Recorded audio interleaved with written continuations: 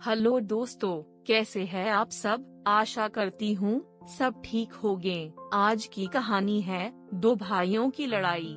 जज मेहता हमेशा की तरह वक्त पर कोर्ट पहुँच गए थे और अपने सामने पड़े ढेर सारे केसों की फाइल देखकर हमेशा की तरह उनका मन उदास हो गया था। जब से वे जज बने थे, उन्होंने हजारों केसेस की सुनवाई की थी और इन सब में मारा मारी, दौलत, जमीन के लिए लड़ाई, स्त्रियों के लिए लड़ाई, चोरी चकारी, लूटपाट, इन सब के अलावा और कुछ खास नहीं होता था। अपने रूटीन के हिसाब से उन्होंने अपने सामने पड़ी फाइलों को चेक करना शुरू किया। दूसरी फाइल उन्होंने उठाई ही थी और उस पर उनकी नजरें टिक गई। उन्हें यह केस बाकी सबसे अलग और खास लगा। उन्होंने इस फाइल को पूरा पढ़ डाला। यह केस एक छोटे भाई ने अपने बड़े भाई पर किया था और केस करने का कारण था मां की कस्टडी पाना।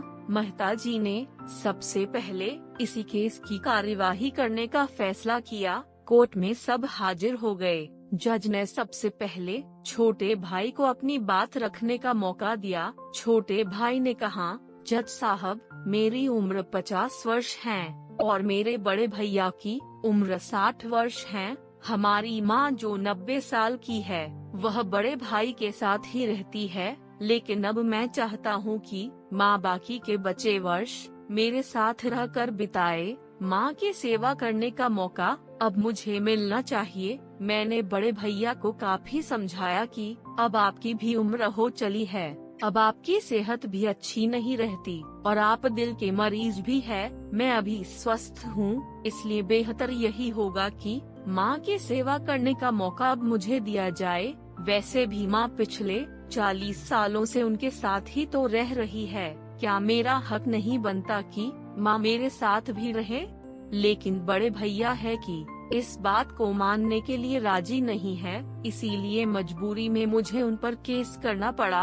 अब बड़े भाई की अपनी बात रखने की बारी थी। बड़े भाई ने कहा, यह बात सच है कि मेरी उम्र 60 साल है। यह बात भी सच है कि अब मेरी सेहत पहले जैसी नहीं रहती, लेकिन उतना ही सच यह भी है कि मैं सिर्फ जिंदा रह पा रहा हूँ तो इसलिए क्योंकि मेरी माँ मेरे पास है। चाहे मेरी सेहत कितनी भी खराब हो, चाहे मेरी जिंदगी नर्क जैसी हो, लेकिन मेरी माँ मेरे पास होने की वजह से वही तकलीफों भरी जिंदगी स्वर्ग जैसी बन जाती है। जज साहब, आप ही बताइए, मैं माँ को अपने से दूर कैसे होने दे सकता हूँ। जज ने बड़े भाई से कहा कि तुम खुद कहते हो कि तुम्हारी सेहत अच्छी नहीं रहती, तो भला तुम कैसे अपनी माँ की देखभाल अच्छे से कर पाओगे, यह भी तो सोचो।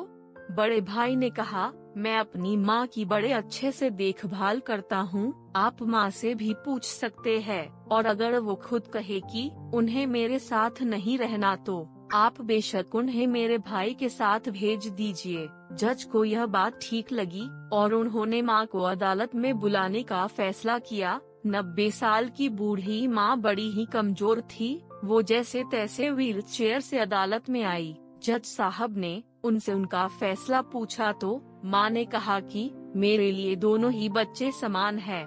किसी एक का पक्ष लेकर दूसरे को नाराज नहीं कर सकती। आप तो जज है, आप तो ऐसे फैसले हमेशा लेते हैं। आप जो भी फैसला लेंगे वह मेरे लिए आखिरी फैसला होगा और मैं चुपचाप उसे मान लूंगी।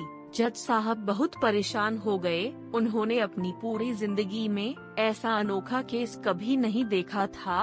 हमेशा दो भाई अपने माता पिता को एक दूसरे पर थोपते, एक कहता तुम रखो तो दूसरा कहता तुम ही रखो। जज का आश्चर्य तब और भी ज्यादा बढ़ गया जब उन्हें पता चला कि माँ के पास दोनों बेटों को वसीयत में देने के लिए फूटी कौड़ी भी नहीं थी। बड़े सोचने विचारने के बाद जज ने फैसला किया कि माँ को अब छोटे भाई को सौंप देना चाहिए। ये फैसला सुनते ही बड़ा भाई जमीन पर बैठ पड़ा और फूट फूट कर रो पड़ा। उसे रोता देख कोर्ट में हाजिर सभी के साथ जज की भी आंखों से आंसू बह निकले। दोस्तों, आपने भाई भाई की लड़ाई बहुत देखी होगी, लेकिन जैसे इन दोनों भाइयों ने अपनी माँ के लिए लड़ाई की, वैसी अनोखी लड़ाई कभी नहीं देखी होगी। तो दोस्तों, ये थी हमारी आज की कहानी। आपका क्या कहना है इस कहानी के बारे में? कमेंट करके हमें जरूर बताएं। वीडियो को लाइक कर दीजिए